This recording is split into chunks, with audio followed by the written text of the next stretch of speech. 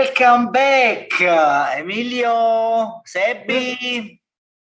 Hello. Hello, you see my face? You see my face? What did you do, Botox? No, today was such a beautiful day, and I took a little bit of sun. Can you see? Just half an hour. Sebbi, what's going on with your beard? Where is your beard, Sebbi? Your beard is your power. Yeah. You look very young today. Like a little boy. Bene, ragazzi, welcome back. 2 weeks without Dermoscopy happy hour. I missed you a lot, Emilio. It was too much, I have to say. We have people here saying hello again from all around the world: Uzbekistan, Algeria, Romania, UK, Spain, Turkey.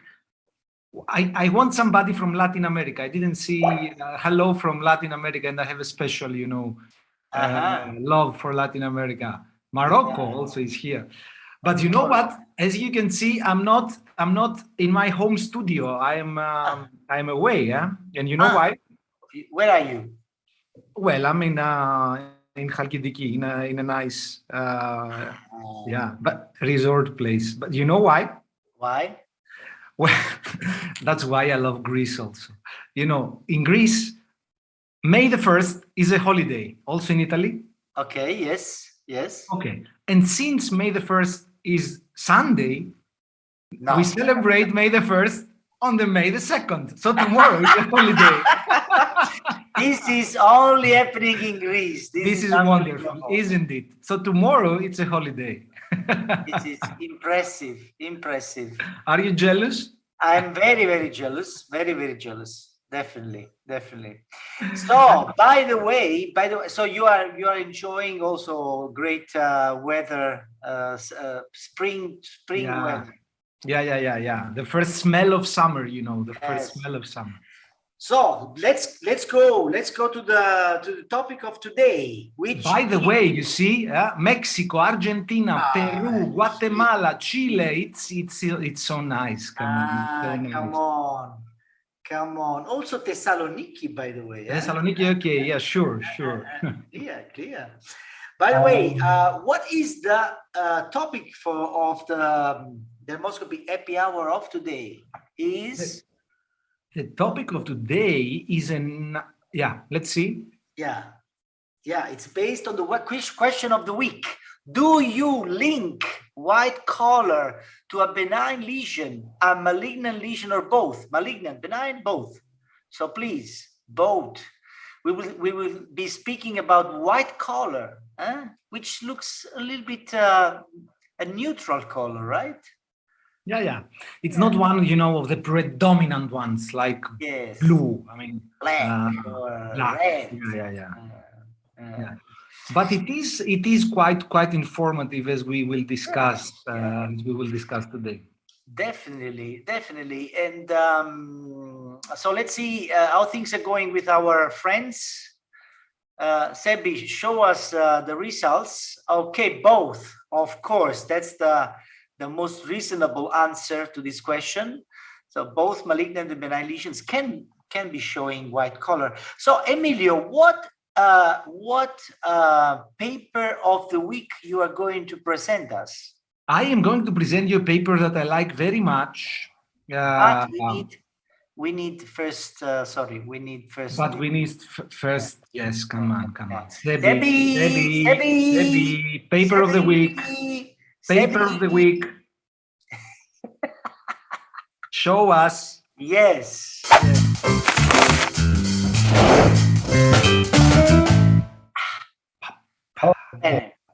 Very good. You can go. So I can go. I will show you the paper of the week that I like very, very much, which is of course related to white color. You see also my screen is very white. Yeah. And the paper of this week does not come from Dermatology Practical and Conceptual, but it doesn't matter. Dermatology Practical and Conceptual is the best journal in the field of dermatology ever in the history. Yeah, ever and forever. The Red Journal.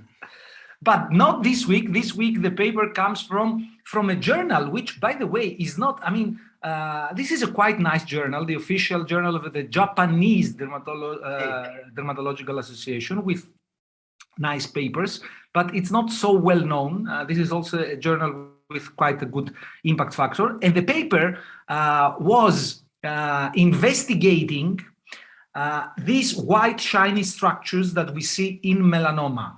The paper was conducted mainly by José Banuls. Do you know who is José Banuls, Geppi? Yes, he's working with Pedro, our friend Pedro. Yes. That's the guy. That's you the remember? guy. Yeah. You took this photograph. Yeah.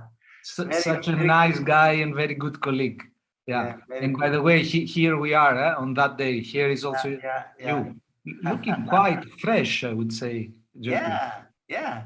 You look very happy. And younger, I must say. I didn't want to say it, but yes.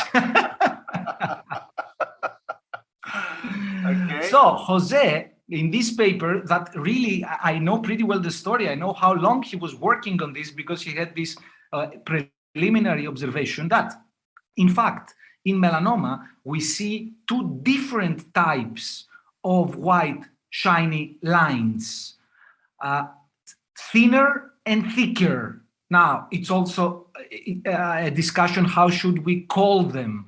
Should we call the thin ones streaks or lines and the thick ones strands? Maybe yes. Or should we just say thin lines and thick lines? It's not so important. What is very important is that, according to this study that was based on a work of many years, they associated thin lines, or streaks, if you prefer the term streaks, histologically with fibrosis in the upper dermis. And this feature was mainly seen in relatively thin invasive melanomas, so 0.5, 0.6, 0.7, maximum 1 millimeter. In contrast, the thick lines that we see on the right-hand side in this image, they suggested and they found that they corresponded histologically not to fibrosis, but not to collagen alterations, but to epidermal hyperplasia, so acanthosis and hyperkeratosis. And this feature was seen in much thicker melanomas as compared to the thin lines. And by the way, and here you can see the associations. Here, I would say that the most informative column is the positive predictive value, because it shows when shiny white. Can I just interrupt you? Sure. So basically, this difference is translating into non-polarized light dermoscopy as regression for thin lines and blue-white veil for thick lines. Exactly, but this is what I'm going to show in the next slide. So here you can see the associations. So when thin lines were present, in 80% of the cases, we could see fibrosis in the dermis. And when thick lines were present, then in 95% of the cases, we could find hyperkeratosis. So it seems that there is this kind of association. And as you said, in fact, these thick lines probably are the correspondence with polarized light of the so well-known blue-white veil. So this is a blue-white veil, a classic blue-white veil with non-polarized light. And then when we switch to polarized light, you see these white, shiny, thick lines. And here, left and right, we can see again the difference with non-polarized and polarized light. One more example, maybe even more emphatic: non-polarized light, blue-white veil, polarized light with these thick white shiny strands or thick lines, whatever we prefer to call them. In comparison with this example, in which we can see that the lines are very much thinner. Okay, and here we can see left and right, thin lines, fibrosis, thin melanoma, thick lines, hyperkeratosis, thick melanoma. So I like pretty much this concept.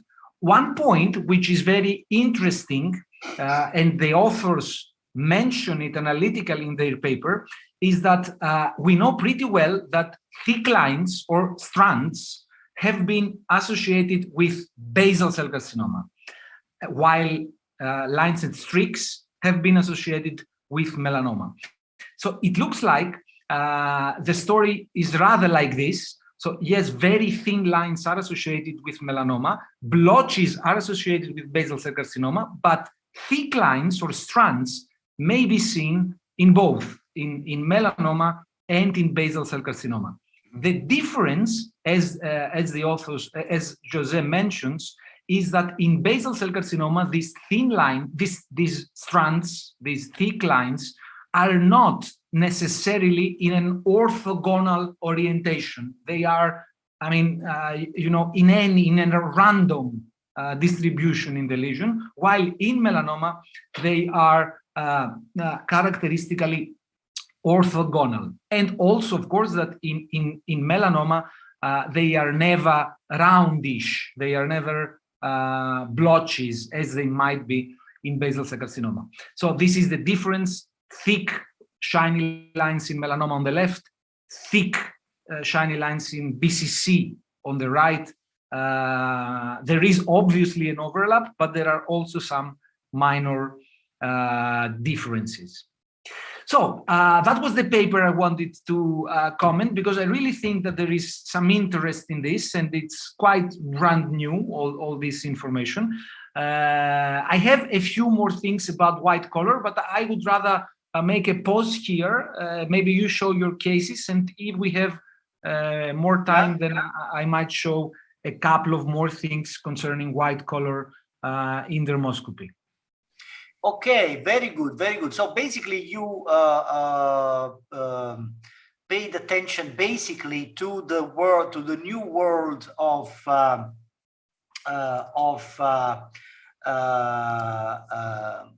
streaks, shiny white lines, thick lines, thin lines, and so on. Oh, I'm sorry. Here we are. Okay, so just to make, let's say, some kind of general scenario of white collar. Basically, these are the colors we can see throughout our dermatoscope. And concerning white collar, here it is. So basically, white collar mainly is due to keratin on one side or fibrosis on the other side. And this is basically what already Emilio you said, you know. So clearly, when we see white collar in a lesion showing other melanocytic criteria, and especially if this white color is intermingled with these pepper-like gray granules, blue-gray granules, which correspond to melanophages, we are definitely possibly dealing with a melanoma regression, okay? And this is the most important, in my view, the most important white color we can see throughout our dermatoscope. So the correlation of white color with melanoma regression. By the way, sometimes it could be not so easy to differentiate true melanoma regression versus hypopigmentation, because many nevi can show hypopigmented areas. What is the main difference? You see on the left side a melanoma showing white regression, while on the right side you see these hypopigmentations within otherwise regular reticular nevus. So you see that there is a loss of pigment in hypopigmentation more than a white scar-like depigmentation as we see in regression areas. Yeah, that's a very important point, by the way, because regression might occur also in nevi, regression might occur also in seborrheic keratosis, but without this scar-like fibrotic component. So that's a very important point. Exactly. By the way, there are other benign lesions which can show white scar-like depigmentation, and this is the prototype of these benign lesions is dermatofibroma. Here an example, and of course, I mean, histologically, we know that in the center of dermatofibroma, we have an intense amount of fibrosis. Therefore, we, of course, always have exceptions to the rule. So this was concerning white color within corresponding to fibrosis. Now let's speak about white color corresponding to keratin. So we have many examples. We have milia-like cysts, for example, and here you see a beautiful example of a seborrheic keratosis on the left side, in which you have this beautiful milia-like cysts, even bigger than normally we see in the practice.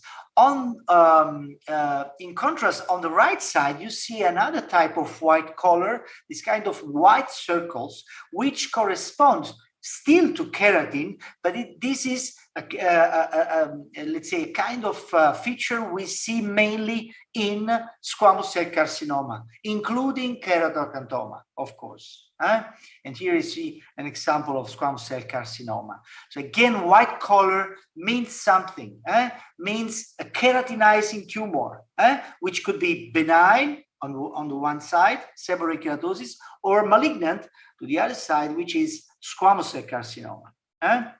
But let's go back to keratin. You see a lot of keratin here, not anymore these milia or these white circles which correspond to something within the epidermis. We speak now about something which is very superficial in the stratum corneum. Here you have white color, and this white color corresponds not anymore to keratin within the epidermis, but on the stratum corneum. So very, very superficial. And now a question for you. Is it psoriasis or Bowen? Sebby, can you launch this question? Here you see again the lesion clinically and dermoscopically. And it's not so easy, eh? It's not so easy. Yeah, I would have a preferential answer, but it might be wrong for sure. Yeah. So let's see. Bowen, beautiful. You are correct.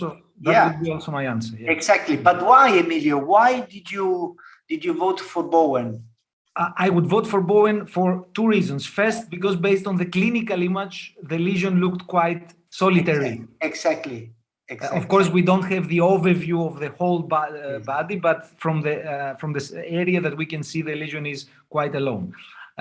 Second, because in the dermatoscopic image, of course, in the center, we cannot judge because there is a lot of keratin, but at the peripheral part, which is visible, the vessels are, of course, dotted, but not that many and so regularly distributed as I would expect them in a lesion of psoriasis. So exactly. For these two reasons. Exactly. So I perfectly agree. We have some hints in dermoscopy, but especially what is definitely important is the presence of a solitary lesion. So of course, there are many features in dermoscopy that could be similar in tumors versus inflammatory disorders. What is the main difference, of course, is the presence of a rash in the inflammatory case and a solitary lesion in the case of a tumor. Okay, very good. So let me give you some more examples, but basically that's what I wanted to let's say to underline. So we have a kind of white color corresponding to fibrosis, and we have melanoma on one side and dermatofibroma on the other side, malignant versus benign, and then we have white color corresponding to keratin, either very superficial, like in Bowen's disease, or within the stratum spinosum in case of seborrheic keratosis or squamous cell carcinoma. And here another example, in my view, which is very good, showing the presence of this white color around the follicles, so white circles, and this is the most important early sign of squamous cell carcinoma. And here another example of squamous cell carcinoma, which, by the way, was appearing on a scar on a previous burning scar. Okay, and this is one of the situations in which squamous cell carcinoma can develop on a scar, and you see a lot of white color again, but this is much more structureless as compared to white circles. By the way, not all squamous cell carcinomas are showing a lot of white color, because we see white color in well-differentiated squamous cell carcinomas, but in the case of poorly differentiated squamous cell carcinomas like this one, for example, what is the predominant color? Red. Here, of course, we see some kind of white circles, but in a case like this, for example, it's extremely difficult to understand. This is a poorly differentiated squamous cell carcinoma, but it's mimicking everything like a Merkel cell carcinoma or a melanotic melanoma or other type of rare malignancies. That's it, Emilio. Very good. By the way, let's welcome also Konstantinos to join the company. Costas, how are you? I'm very good. I was driving and actually, like, my car broke down, so I had to be late. I'm so sorry about that. No worries. I hope it was not a big damage, eh? Oh. No, nothing great. But I'm here now, so it's good. Where are you now? My hometown, Halkira. I see. Very good. Someone went to the sun, Geppi. Hey, you are a morphologist, eh? So Konstantinos will show us in a very shortly cases, of course, from you, Dermoscopy. Unfortunately, we don't have Nisa tonight, but she will be with us again next weekend. So very good. I think that we got a quite complete overview of white color and what it could correspond to. Maybe the only additional thing I would like to mention is that hyperplasia of epidermal layers usually corresponds to white color. Geppi already showed some examples: hyperplasia of the keratin layer, obviously, hyperplasia of the stratum spinulosum, obviously, but also hyperplasia of the granular layer, again, corresponds to white color. And we have a very nice example, which already was mentioned in the chat. Very good. Lichen planus, of course, with Wickham's striae that corresponds to the hypergranulosis. So again, white color dermatoscopically. Very good. I think that we have several questions that we might start answering.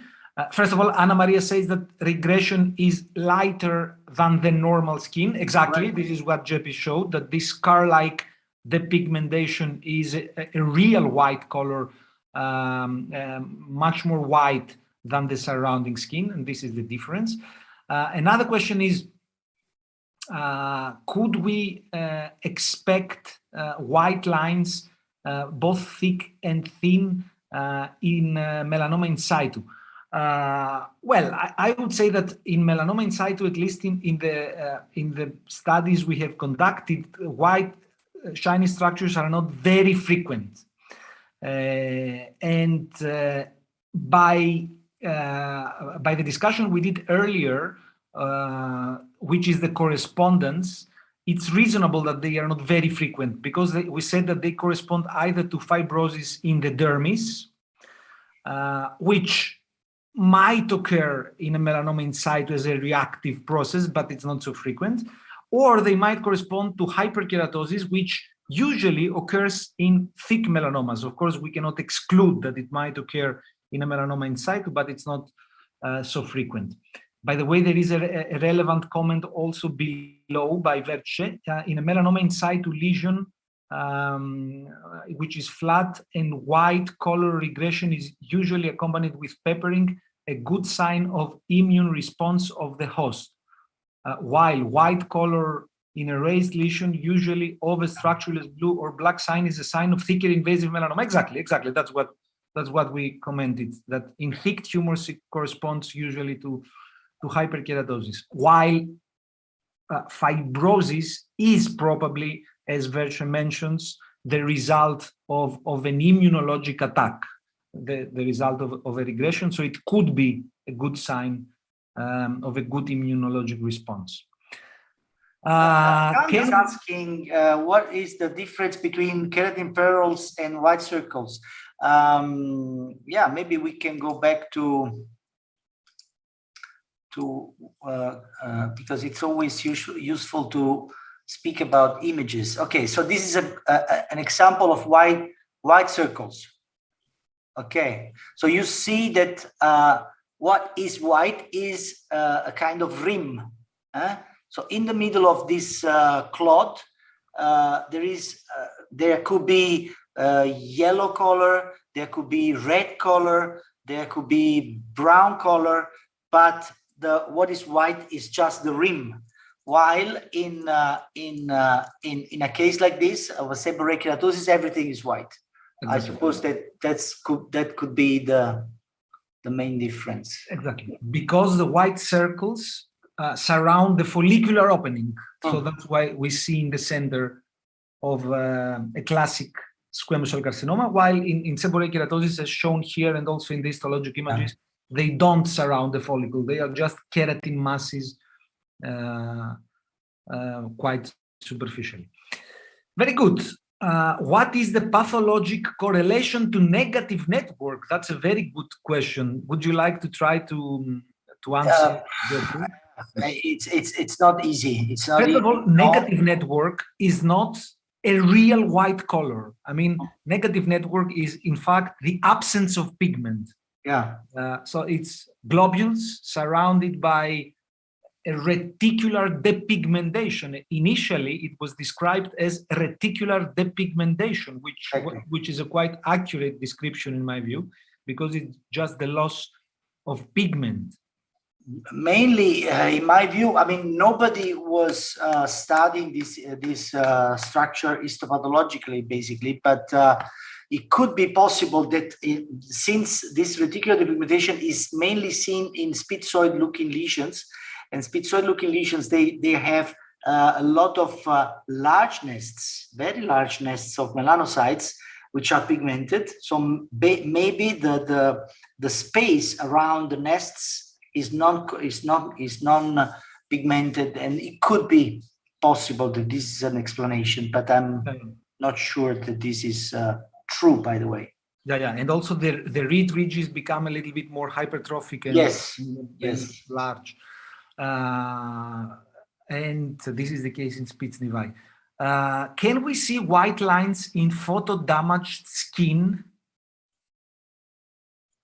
Well, we see a lot of rosettes in photo-damaged skin in general, not always within a well-defined actinic keratosis. Sometimes we also see them on skin that clinically looks healthy. At least there is no detectable lesion.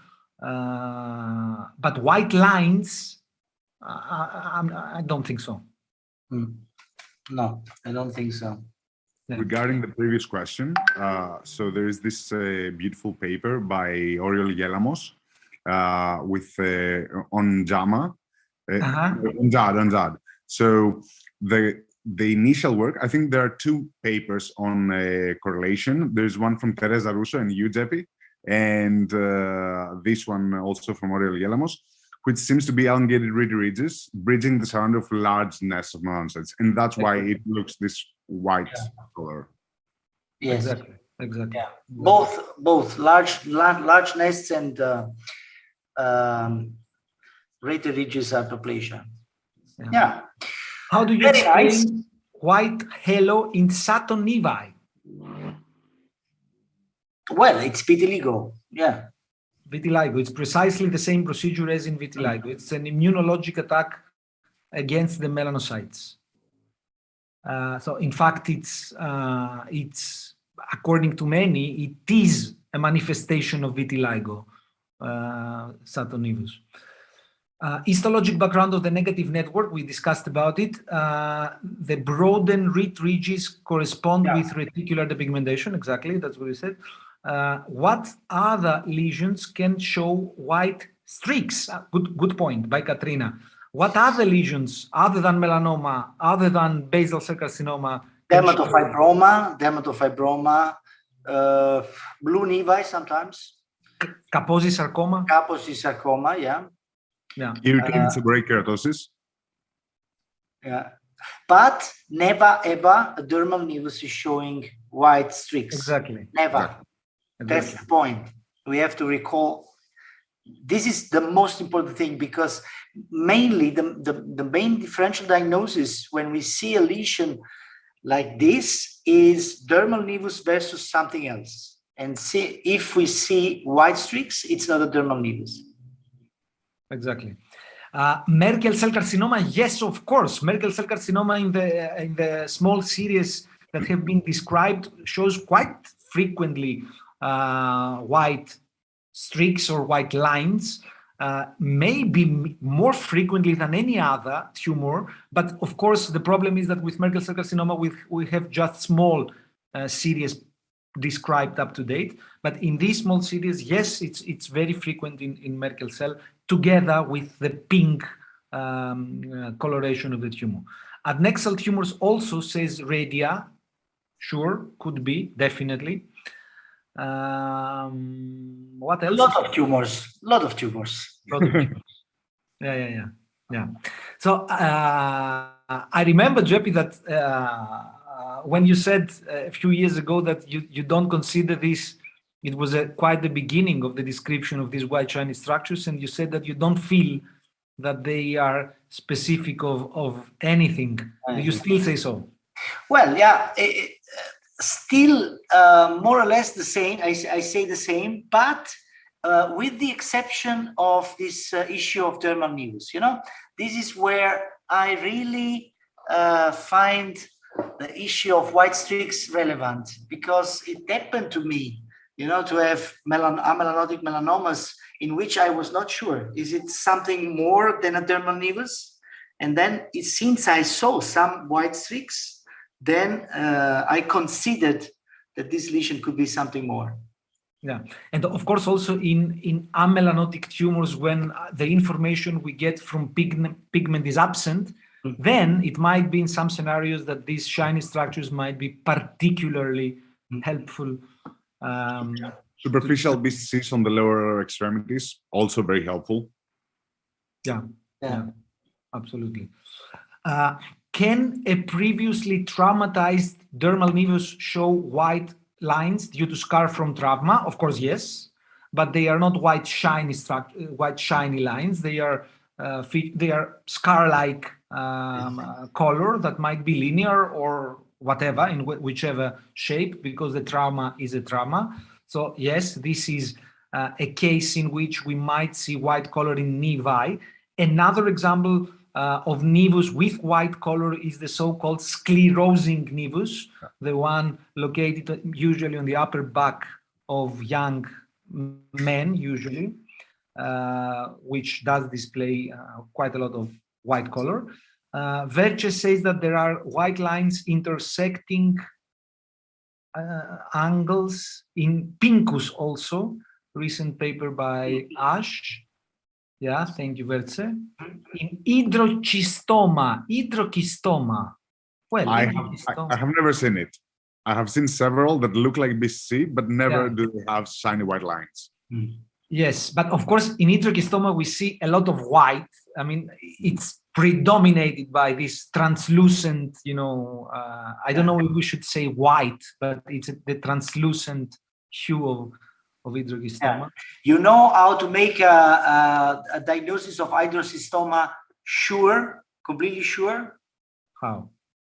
Yeah, you just have to punch it, you know, with a needle, and it disappears. Then it's a hydrochistoma, and then it's treated. Yeah. Correct. Yeah. Very good. Very good. So I think that we got almost every question that we got. I don't know in the chat if there is something more. I don't think so. If not, Konstantinos, please get prepared, because we will move to your cases that you selected from our favorite game. Dermoscopy. The one and only. Are you guys fans of PlayStation? In the past. In the past, okay. I have a 10-year-old nephew, so I am currently. So no, I'm not a fan because I'm older than you, and but I play with you Dermoscopy. Yeah. That's the because whole point. Even in our free time, even when enjoying, we still need something connected to Dermoscopy. You see? There's nothing else in life. That's the problem. Just little things other than Dermoscopy in our lives. Okay, Kostas, Wonderful. show us. Sure. Let us dreaming. Let's go.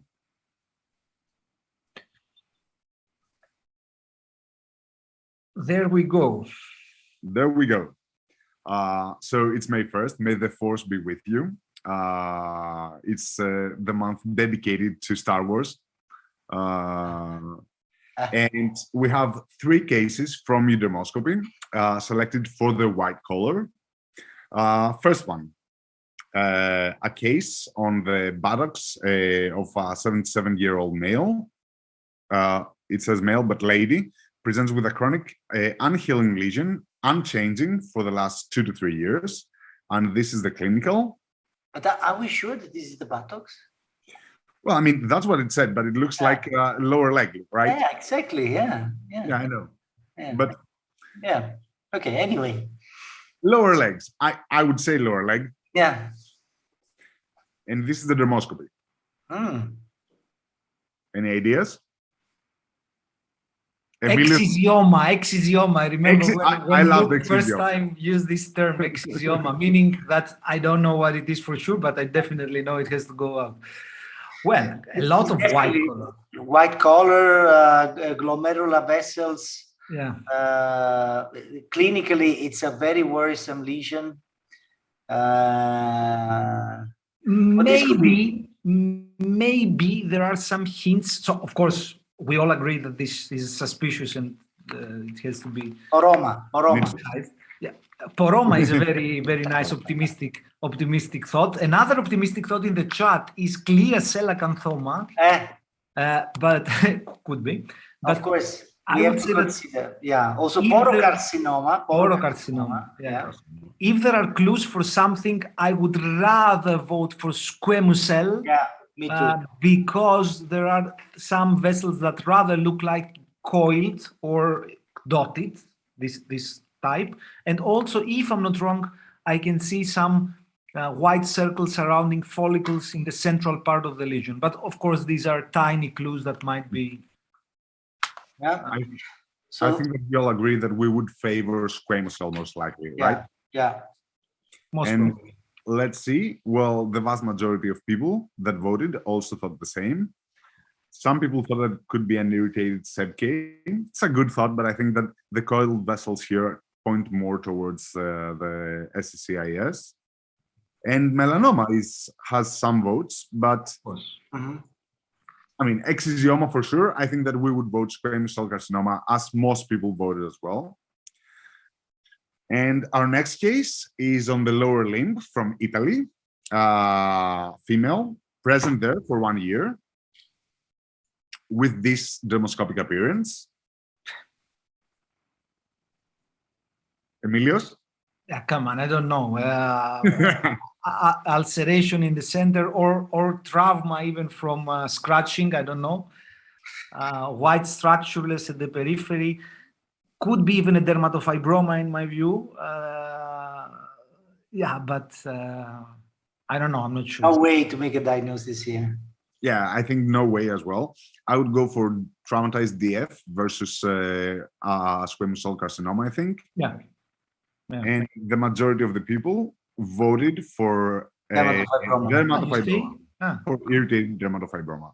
And I think it's a very valid vote. And the final one, again, a lot of white. on the lower limb of a 36-year-old male. Diagnosis? Oh, dermatofibroma. Dermatofibroma. I think that we all agree. There's also this clue of pressure from the dermatoscope that goes even more. And the vast majority of people also voted for dermatofibroma. And a final case that I saw last week, actually, this is the clinical, and this is the dermoscopy. Oh. Of course, one may say BCC, but I'm not sure.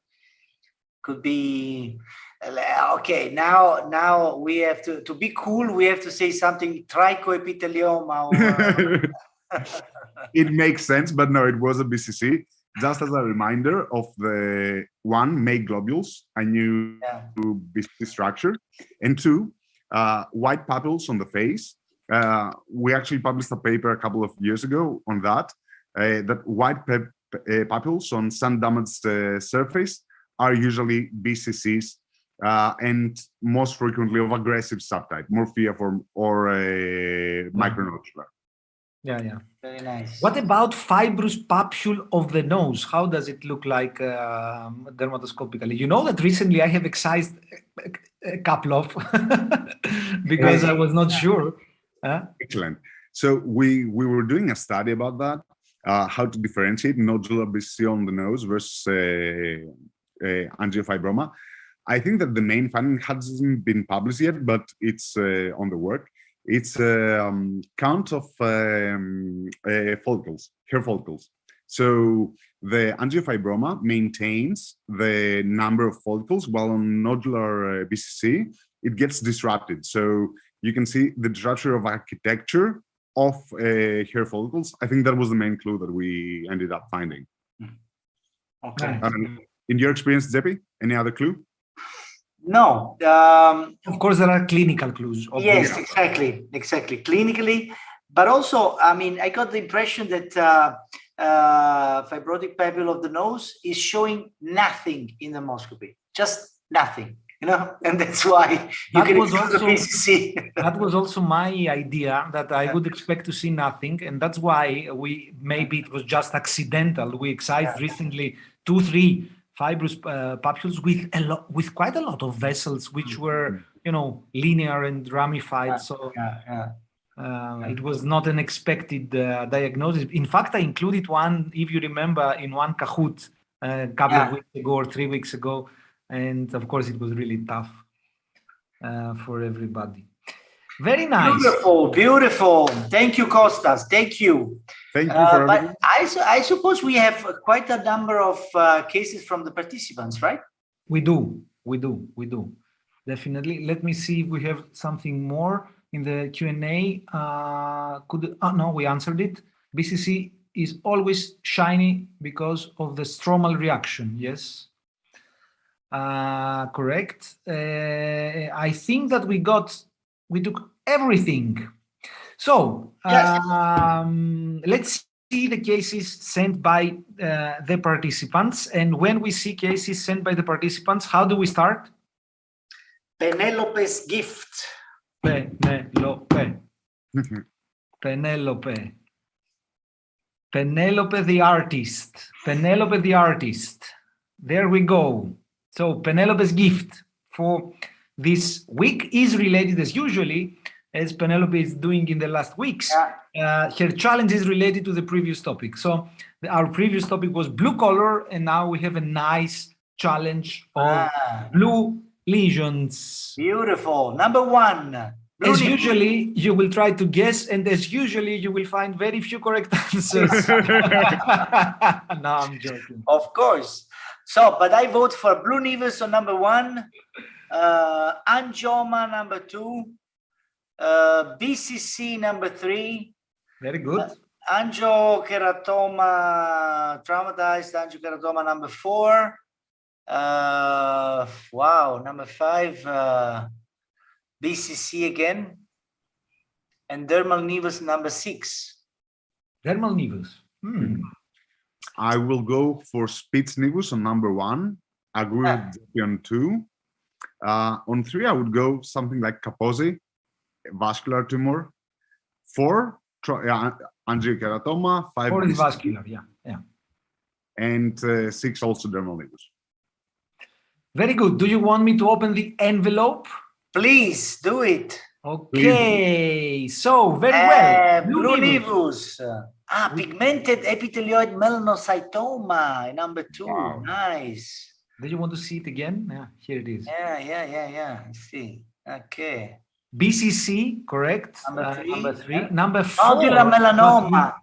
Wow. Nodular melanoma. Come on. That was really. Ooh, mamma mia. That's somehow pessimistic. Yeah, because it was really looking vascular by all means.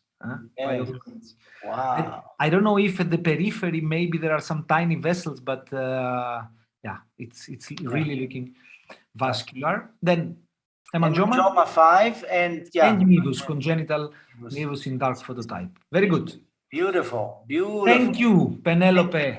Thank Penelope, our sweet Penelope. Thank you so much. So much. Now, send us your case. We have 4 more episodes in season 1, so we will try to show as many of your cases as possible. For today, let's see a few of them, starting with the one sent by Elisa Zavataro. I saw this one. It's very nice. Yeah. Okay. So there is also some text in English. So let's go here. I would like to ask your opinion on the case of a patient otherwise healthy, longitudinal whitish band on his nail appeared. I cannot see my full screen, so I don't see how earlier it appeared. 6 months. Where is it? 4 months. 4 months. 4 months. Okay.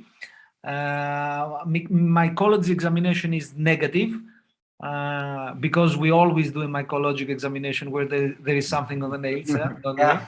Yeah. And on dermoscopy, hairpin vessels are detected, no pigment is present, and this is the image clinically. Quite nice image, and this is dermatoscopically. Really, the vessels or linear hemorrhages are very predominant. Yeah, but I would say that this is more on the side of onychomatricoma. Onychomatricoma. I was thinking also the same, and of course here what would help us if it is an onychomatricoma is a free edge dermoscopy, because usually onychomatricoma has this characteristic honeycomb pattern. Although the linear hemorrhages are frequent also in onychopapilloma. But this one looks quite large, first of all, for onychopapilloma. Yeah. And also, according to the history, it's rather growing quite fast, which is more. Definitely, a biopsy is needed. Yeah, probably, because theoretically onychomatricoma is also benign. Yes, but we learned. You remember? We learned. I do. Some of the previous episodes that we need to treat onychomatricoma because usually is growing until occupying entirely the entire nail. So it must be treated. Yeah. So it's one of the benign tumors that must be treated. Do you know any other benign tumors that must be treated? Good question. Food for thought. Not immediately coming to my mind. Yeah. Ecrine poroma, because it's scary. Very good. Paulina Yes. sends us, dear dermoscopy lovers, lady 54, lesion on the nose 2 years. What can be the differential? Would you excise? I did. History report sclerosing type of basal cell carcinoma. By the way, the title here, you see, Geppi, which is the title of the case? The importance of anamnesis. So it challenges one of your rules, which is we don't care about history. And it also challenges one of my rules that I say that when a lesion is looking like a blue nevus, it's a blue nevus.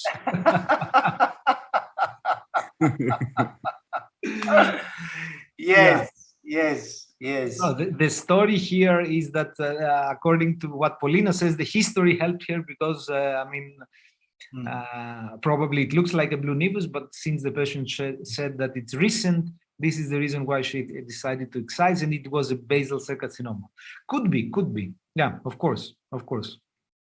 I don't know if there are also some shiny structures in the center of the lesion. It's too small, so it's not easy to say. I think But go ahead. No, say cosa.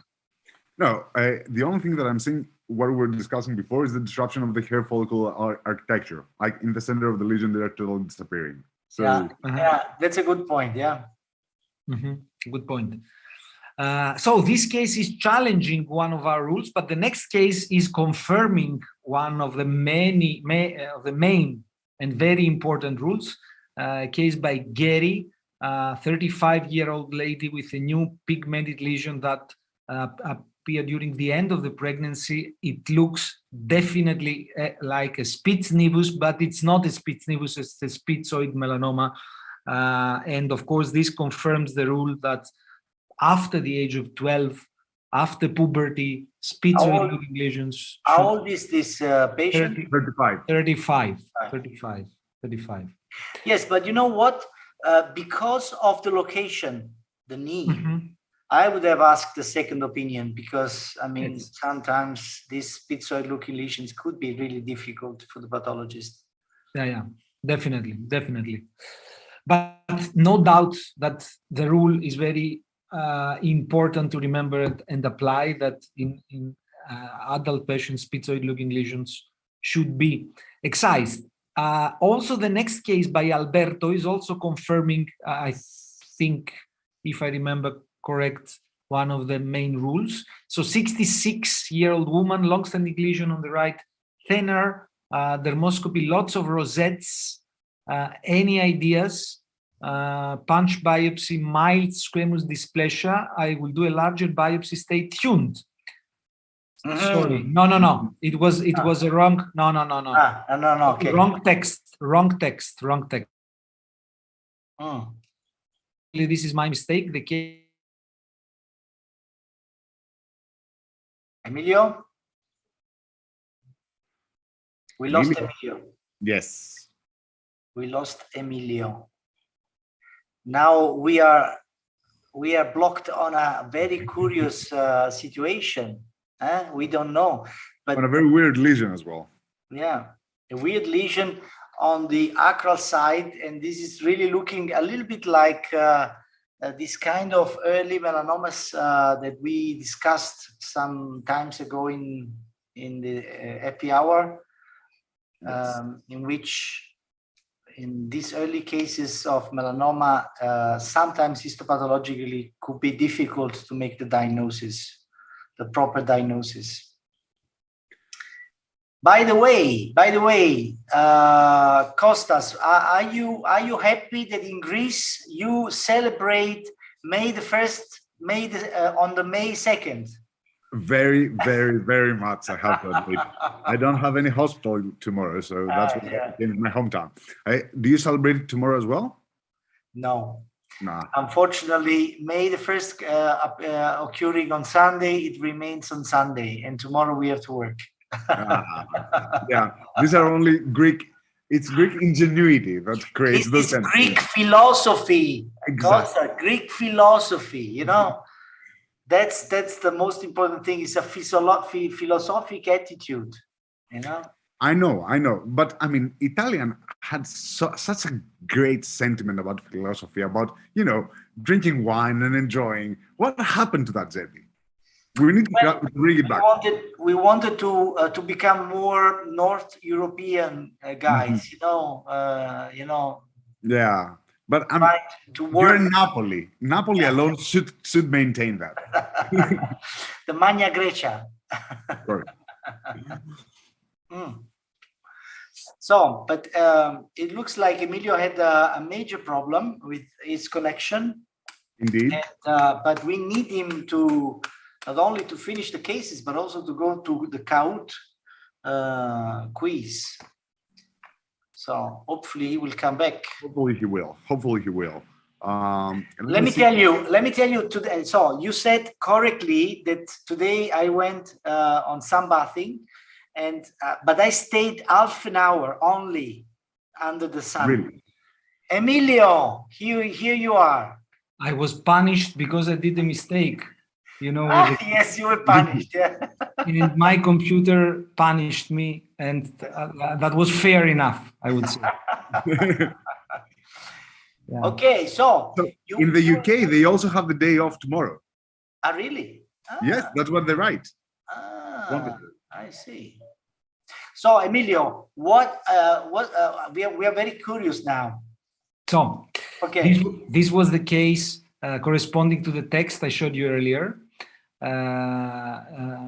No, sorry. Let's start from the beginning. We have this case sent by Robert, saying that I want to share with you the case of a 62-year-old man, skin phototype 4, with an acral lesion on her left foot, melanoma in situ, and this is the image.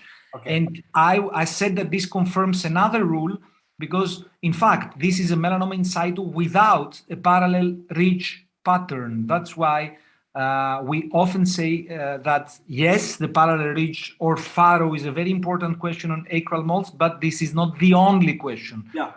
It's also important if the lesion is symmetric in terms of colors and structures, and this is a very nice example highlighting this. And then the other case that I described, I read the text earlier with the rosettes on polarized view. This was the case. You can see here a lesion on the palm, on the right palm, and dermatoscopically, look at it, it's nice. You see a lot of dotted vessels and quite a lot of rosettes in the lesion. So, and Alberto is asking, what do we think about it? Yes, I know what it is. Okay. Let me show you. This is, you know, I'm becoming old and I cannot recall the name of this disease, but this is maybe some of our young. It's. Are you going to show something? Yes. Okay. But go ahead, and then if I'm able to catch it, I will show you. Okay, I have just one more to show, a very didactic case sent by Verce. Didactic, but a little bit depressive, I would say, because I know the case very well. Female 37, lesion located on the back, less than 10 nevi, negative personal history, so no risk factor, in fact.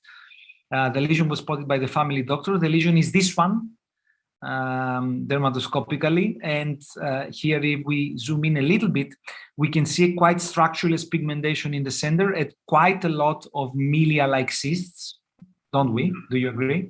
Yeah, I agree. Especially in the non-polarized light. Yeah. Structureless black and blue, and not a lot of, but several milia-like cysts. Yeah. Both of these criteria, of course, point towards seborrheic keratosis, but in the polarized light, we can also see white shiny lines in the upper. They are shown by the arrows, and also if we pay attention in the upper right part, there are also some globules or streaks, even, or pseudopods. And finally, this was a nevoid melanoma, 2 millimeter thick. Wow. Yeah, and nevoid melanoma is of course very rare, and sometimes it's really challenging to diagnose. Terrible. Very good. These were the cases. We would like to thank you all very much for sending us these wonderful cases with the nice didactic messages. And now, Geppi, are you going to show something, or should we move to? Move on. I'm still searching. I have nothing else. The next thing is the Kahoot. Yes, of course. Go ahead. Okay. There are some answers in the Q&A saying that this was a circumscribed palmar hypokeratosis. Yes, that's it. hypokeratosis circumscripta. Yes. You see, your young people. Yes, and I finally found it. I finally found it. I published a case. Can you imagine? Let me show you. Let me show you just a moment, because this is really, I mean, these kind of things which we should remember. You see? Can you see? Yes, yes. Dermoscopy of circumscribed acral hypokeratosis. Look at the image. Beautiful. Beautiful. Beautiful. Yeah? What it is, I don't know, but it's just nothing.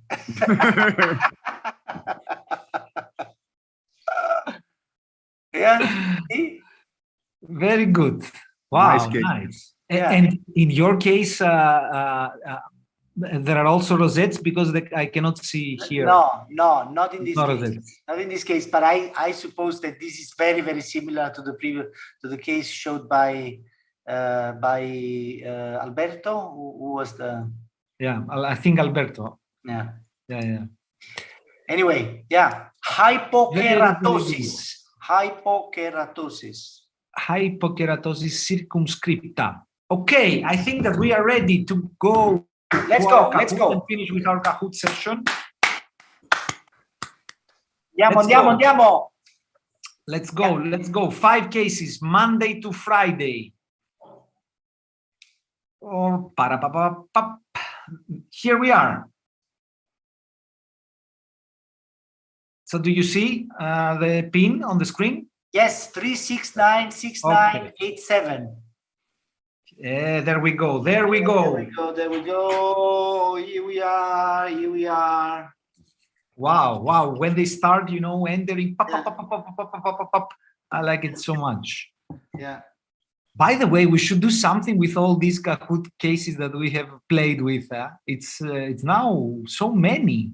Yes. A good collection of cases. At least 100 cases. We should link this to Dermoscopy in some way. I don't know why. Yes. How, but. Yes. Yeah. I agree. So let's see. We have more than 100, but I guess that more will arrive. So let's wait maybe 20 or 30 more seconds. In the meanwhile, do we have to announce anything else? Well, I would say that, there is something else that we should announce, which is the second online meeting of the International Dermoscopy Society, which will be held on 10 to 12 of June online, and the registration since yesterday are open.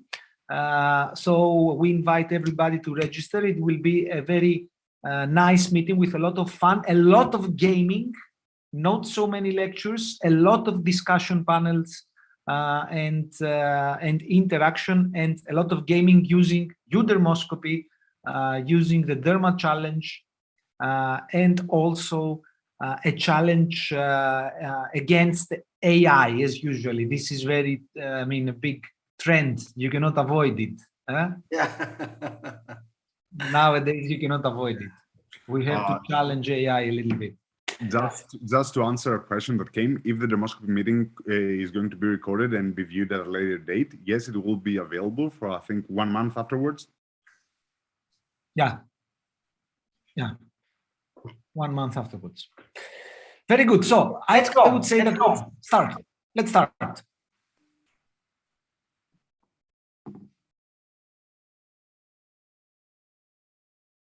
Monday case.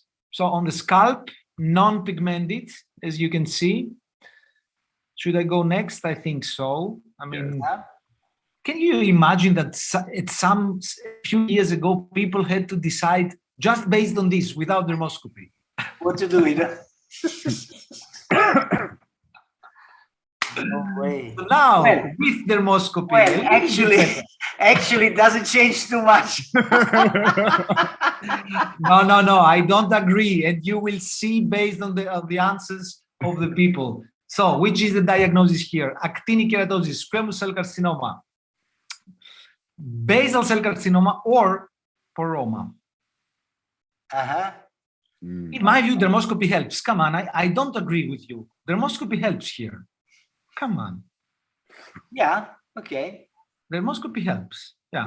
So You see, squamous cell carcinoma. Yeah. Perfect. Squamous cell carcinoma. Dermoscopy helps because we see structureless white color. Structurally white color is not expected in actinic keratosis. Okay, it's a sign of squamous cell carcinoma. Very good. So let's see what's going on. We start with Chimera in the first place, and BF. Well, by the way, BF and Chimera have precisely the same points.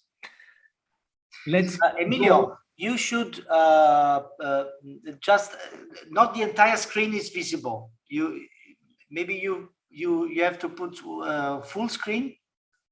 Really? Echo. Okay. Perfect. No, you stopped sharing now. I know. I will share again. So is it okay? Now it's perfect. Okay. Very good. So no. Don't zoom in. I don't zoom in. I'm just trying to. No. Otherwise, I cannot click next. Okay. Gotcha. Okay. Let's see. Yeah. Perfect. Is it okay? Yes. Do you like the Tuesday case? Yeah, I like it very much. Let's see if the people are going to like it as well. I think so. So the usual differential diagnosis: nevus, lentigo maligna, solar lentigo seborrheic keratosis, or pigmented actinic keratosis. Can you predict the number of correct answers? 65. 72, I say. 79, even better. Beautiful. Even better. Solar lentigo seborrheic keratosis with sharply demarcated borders and a little bit of fingerprinting. Very good. This brings BF to the first place with 1906 points. Very nice. Let's go to Wednesday. This is a tiny lesion, as you can see, less than 5 millimeters in diameter. And this is what you get dermatoscopically. Don't comment. No. Don't comment. Okay, good. And here comes my question. This lesion is suspicious if the patient is older than 12, older than 40, almost always suspicious, almost never suspicious. Where's Let's Costas? see. Costas disappeared. So let's see how things are going. And you see, older than 40 years is the winner, but correct is almost never. Do you like to comment a little bit, Geppi, on this? Yes, because it's, I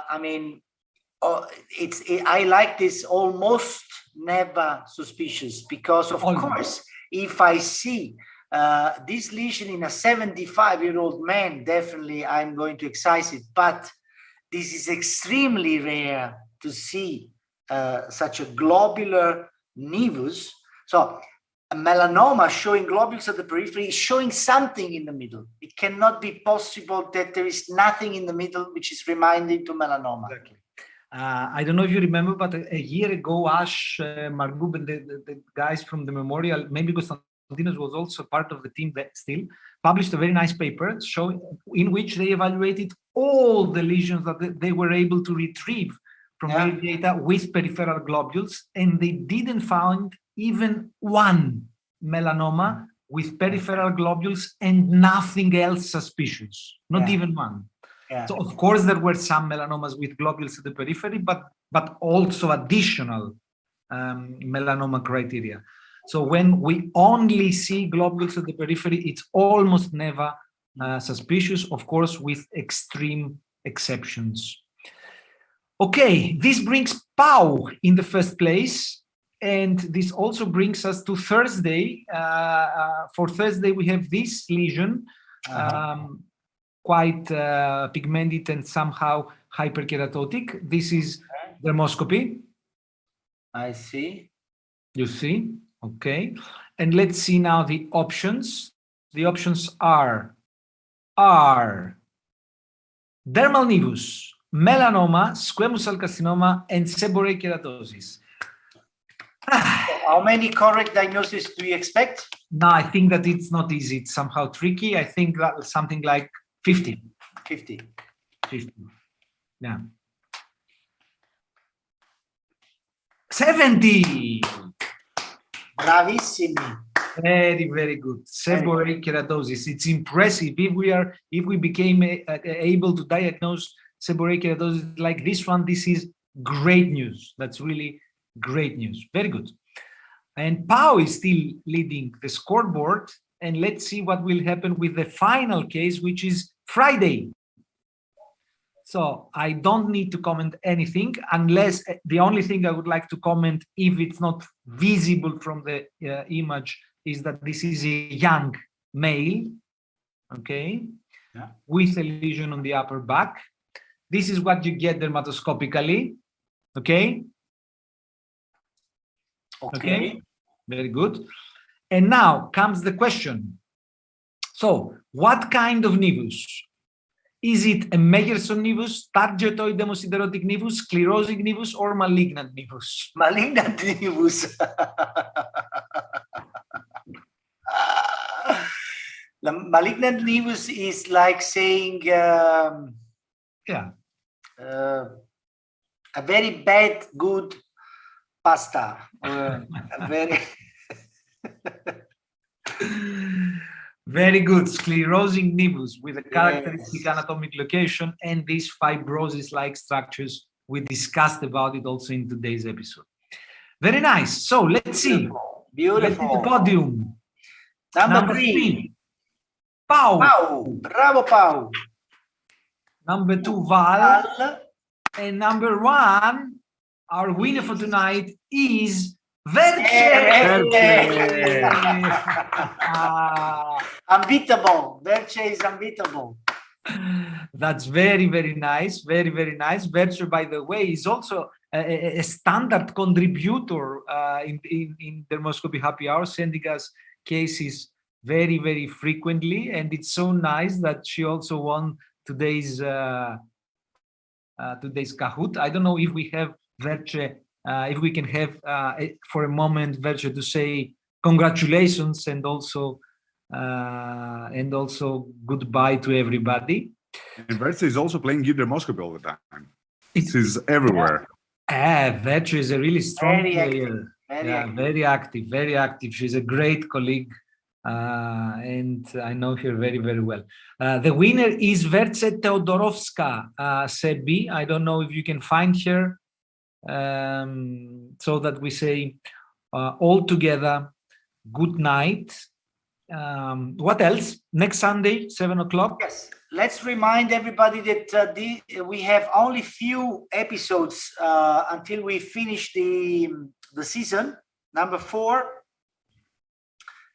So please be connected. Verce is here. I think so. Hello, Verce, Verce. are you with us? We met quite recently, by the way, also. Yes.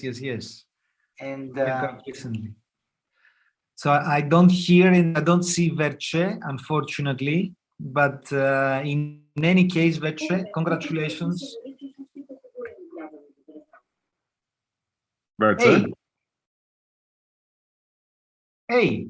Anyway. Va bene, ragazzi, we have to leave.